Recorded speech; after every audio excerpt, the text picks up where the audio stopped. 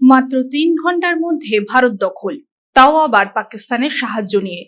অবিশ্বাস্য মনে হলেও এমনই এক চরম উস্কানিমূলক ভিডিও এখন সোশ্যাল মিডিয়ায় ভাইরাল।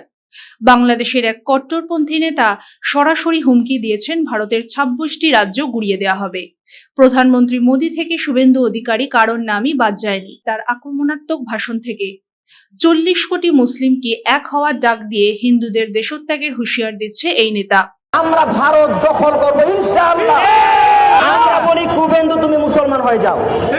এই উগ্র হিন্দুত্ববাদী দল বিজেপির নেতা কুবেন্দু, এই কুবেন্দু অধিকারী সে প্রকাশ্যে বাংলাদেশ বিরোধী বক্তব্য দিয়েছে, মুসলমান বিরোধী বক্তব্য দিয়েছে, মুসলমানদেরকে হিন্দু হওয়ার দাবি জানিয়েছে।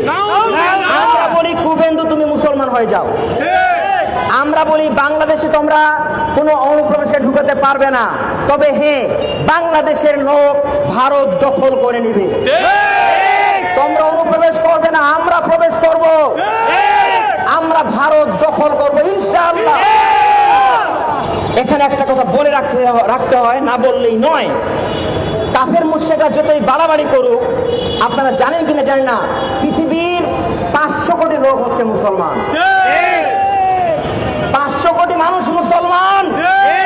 ভারতের মোট জনসংখ্যা কত জানেন? মাত্র ৬৬ কোটি। এর মধ্যে ৪০ কোটি মানুষ মুসলমান এবং এই পশ্চিমবঙ্গে ৯ কোটি মানুষ মুসলমান। মুসলমানদেরকে শহীদ করে দমানো যাবে না। মুসলমান আল্লাহ পাক ছাড়া কাউকে ভয় পায় না। মুসলমান শান্ত জাতি। একবার ফুঁসে উঠলে এই কুবেন্দু, এই মোদি, এদের সরকার এটাকে উৎখাত করবেই, সমস্ত মুশরিকগুলোকে নিশ্চিহ্ন করে ফেলবে ইনশাআল্লাহ।